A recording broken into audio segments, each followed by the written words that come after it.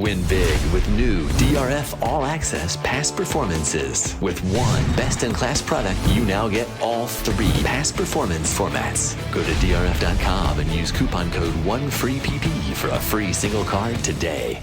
Dano and Mike Beer kicking off a 50-cent pick 4 at Keeneland on Saturday with a super edition of the Grade 3 Perryville for 3-year-olds going 7/8 of a mile at Keeneland. It's carded as race number 7. Before we take a look at the entry card, remember, you have a chance to get 10% off all DRF past performances. Shop now by accessing the QR code on your screen and use the coupon code DRFTV 10. Here's the field for the Grade 3 Perryville, and maybe this isn't going to be a race that decides championships in 2024, but I'm really looking forward to seeing what horses like Bookham Dano and Knightsbridge and Locked do in 2025. Yeah, there's already horses that are really good anyway, Dan, but there's also a ton of potential in this race, and some horses who just really got sidetracked as 3-year-olds, where it felt like they could have maybe made an impact on this division. We'll see what they can do here. All that aside, though, with the returning horses, create a lot of interest here. This race goes through Bookham Dano at this point. This horse has been really, really good as a 3-year-old sprinter. Doubtlessly one of the best 3-year-old dirt sprinters in the country, coming off 3 consecutive triple-digit Beyer performances, one of them a victory in the Grade 1 Woody Stevens Stakes. Let's see where our friends at Timeform US have these horses after the opening quarter mile. Goodlooking Justice is down from Horseshoe, Indianapolis. He has a lot of speed. Knightsbridge has shown good pace and figures to be fresh off of the significant layoff. There's a chance this pace gets hot. Yeah, it certainly could. We'll see how it plays out. The 6 does seem like he has an awful lot of speed here. Knightsbridge is fresh off the layoff here. He has very easy speed, or he's had easy speed in his first 2 starts, but I'd be a little surprised if they were on a send in here in his first start off the layoff, but he's a really talented horse. As far as the favorite goes, Bookham Dano, they got a mid-pack down. That's probably about right. He's a very tactical horse. He is extremely tactical, unlike the number 10 Locked, who you have to figure, returning off of a lengthy layoff at this shorter distance, could be outrun behind a fast pace. But Locked, who won the Grade 1 Breeders' Futurity at Keeneland last year as a 2-year-old, has the fastest Timeform US late pace rating. Let's start things off with a horse that could also provide a late threat, and that's the number 1 Henro. And I like that they cut him back to a sprint last time out in the Harrods Creek. He did some good work running 2 turns, a victory in the Iowa Derby 3 starts back, but to me he's a late running sprinter. In that Harrods Creek race, he just settled by himself at the back of the pack, swung to the far outside and blew by him. It was a really nice performance, and it was nice that he got a fig. Yeah, I liked his last race too. I mean, the pace wasn't blazing, and he was able to just sort of sit back and keep everybody within his sights the entire time. The 3 horses in front of him were sort of battling into the stretch. He just came to their outside,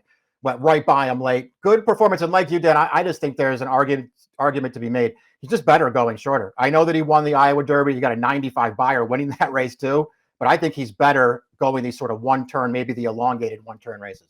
The 2 West Saratoga was a graded stakes winner going 1 turn. He took the Iroquois as a 2-year-old back in 2023. He ran in the Kentucky Derby 2 starts back. That was too much for him. They ran him in the Matt Winn after that, and I really didn't see much of an excuse. He was up close to the pace, and he just kind of tired. Maybe the grind of the Triple Crown Trail, all the preps in the Derby took its toll. They've given him plenty of time. It'll be interesting to see what we get at this shorter distance. Yeah, it's certainly possible that he's just prepping here off of a little bit of a layoff. But listen, there's also an argument to be made that he's pretty good going shorter. I mean, at least he's shown that in the past.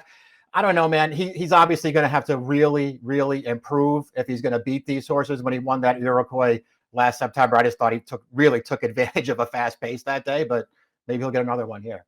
Knightsbridge has only run twice, but he's one of the more exciting prospects we've seen in a long time. He's won both of his starts by a combined 19.5 lengths, including this race, his one and only start this year, way back on March the 28th. It's a first-level allowance going a 1-turn mile, and Knightsbridge just went right to the front and took no prisoners as the 1-10 favorite. He's had his share of physical issues, obviously, but if he's back to his best, Mike, and again, this race could be a prep for something longer. I'm sure they're looking at a race like the Pegasus down the road for this guy. He looks very, very talented. Based on his first 2 starts, he could be anything. And listen, maybe they are just prepping him here, but I wouldn't be surprised if he shows up and is ready to go in this race, Dan. He's just he's super talented based on his first two races. And I understand, you want to look at the horse that was second to him last time, C Streak. He's not a star, but he's a good horse. He's a stakes winner. And Knightsbridge just embarrassed that horse from the top of the stretch of that race. The very likable number 4, Hday, won his first 4 starts of his career. The Ohio bred got back to Belterra Park last time out. They found a wonderful spot for him to prep for this race. An allowance going 6.5. And Hday had some work to do. He's trying to come widest and fastest into a slow pace. The opening quarter of this sprint in 23-3, and the leader is still going strong. But Hday just establishes his class the final eighth of a mile, and despite hopping back to his left lead, is getting away late. Yeah, going to close down some weaker horses here. He needed this, I think, Dan, just to maybe get his confidence up a little bit. Now they'll jump him back into stakes races. 4 open stakes races so far this year, and he wasn't able to win any of them, Dan. He ran really well in all of them, though. I mean, I thought he was a little bit hard to like on top in this race, but he's got some things going for him. A fast pace could help him. He shows up every single time. He's almost right there on figures. I could make a case for this horse if I wanted to. Book him, Dano, as Mike mentioned in the open, the horse to beat. Not only 3 consecutive triple-digit Beyer speed figures coming into this race, but he ran second in the Saudi Derby behind Forever Young, who just missed in the Kentucky Derby. And listen, he took that field down to the stripes before getting nailed on the wire. It was a tough loss going a mile, which could be a little bit far for him. Let's watch Bookham Dano's good performance in the Allen Jerkins. This pace was fast. He's in and among horses turning into the stretch. He's going to find a seam, altering course to the inside. And for a brief second right here, Mike, it looks like he's got all of the momentum, and he's just going to flatten out in the final 16th against 2 very nice horses. Yeah, 2 good horses. He had a real shot at this thing, and he ran his race, Dan. He just couldn't quite get there. The momentum was towards the outside in the late stages. He ran really well again. His Jersey Shore, he had to work a little harder, I think, than maybe many people expected, but that was still a really good effort. I'm not sure why he was last early in that race, but he got the job done, as Woody Stevens speaks for itself. He's the horse to beat in here. Goodlooking Justice is the number 6, and this is an Indiana bred coming into this race in sharp form with good early speed. Let's watch his most recent race, an open first level allowance at Horseshoe going 3/4 of a mile. I thought this horse had everything his own way in this race. I know the fractions seem fast, but a horse of this quality, they're manageable for him. He wins as a 1 to 5 shot should. Yeah, just facing horses that just can't go with him in this race, and he just dominates this group. It's four in a row now over sprint distances for him, Dan. This is clearly what he wants to do, and I understand why you would maybe want to step him up now and just see what you have. He's in really good form. He's got big speed. They're going to try him now against some better horses and just see where he fits. Patriot Spirit, the number 7, has quietly done some very good things in his career, especially this year. They stretched him out in the weak edition of the Illinois Derby 2 starts back. They allowed him the lead and showed him no respect as he was stretching out, and he kept on going. Unfortunately, he missed some time after that race. They brought him back at Colonial in an allowance, and he sat off the pace. He stormed home to win. He looked good doing so. Perfect prep for this. It's all about whether he's good enough. He just happens to catch a tough group. Yeah, it's just a really tough spot for a horse like him. I liked his last race quite a bit, but it doesn't convince me that he's going to be able to beat a field like this one. And his form prior to that, while I do think his sprint form was actually pretty good, I'm still bothered by some of the races that he ran, particularly that Hutchison at Gulfstream. I just don't think that was a very good race, Dan, and he did not run well in that. Banjo Chris, the number 8, got a victory in an off-turf race at Canterbury 2 starts back. Not a strong heat at all, but he actually acquitted himself quite fine when cut back to 3/4 of a mile in a second-level allowance last time out. It was a race that produced a horse that came back to win a $40,000 beaten claimer with an 89 Beyer speed figure at Keeneland, and this horse didn't have the cleanest run in the stretch.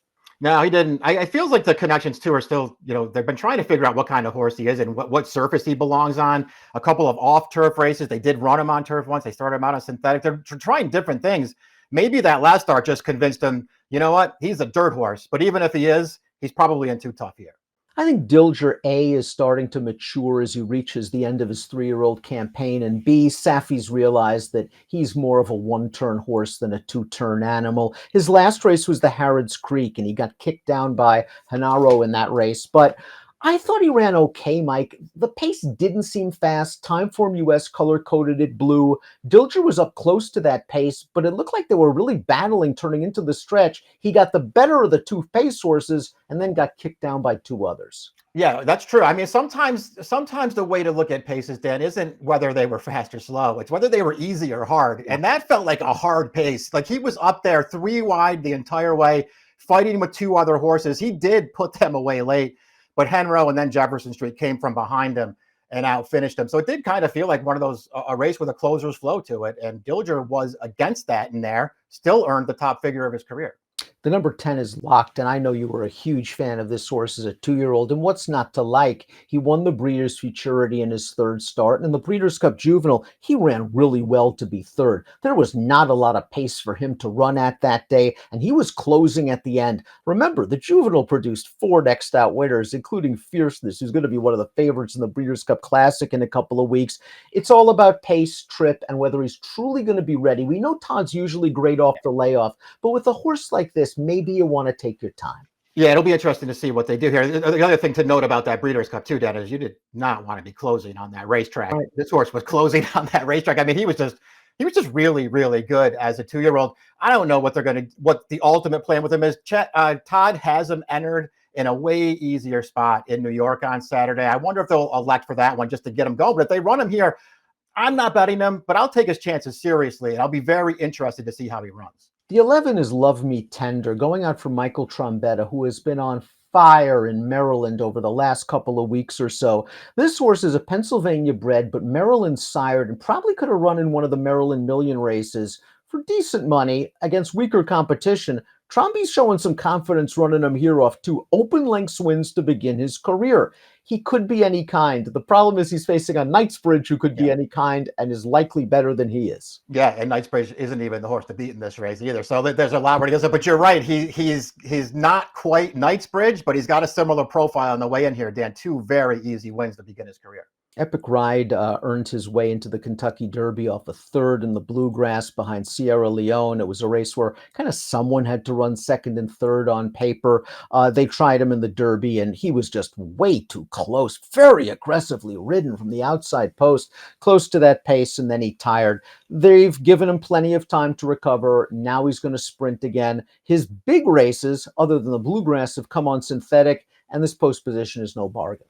Yeah, no, it's not. And they're going to go short with him off the layoff too. We'll see how that works. And I guess the main takeaway, if you want to dress him up a little bit at 20-1, the main takeaway from his 2 dirt races, Dan, are 2 races where they were both fast early and slow late, and he was right up there with the leaders both times, and he paid the price both times. It's not like they were, forget about the Derby. It's not like the Bluegrass was a horrific performance on a fast pace.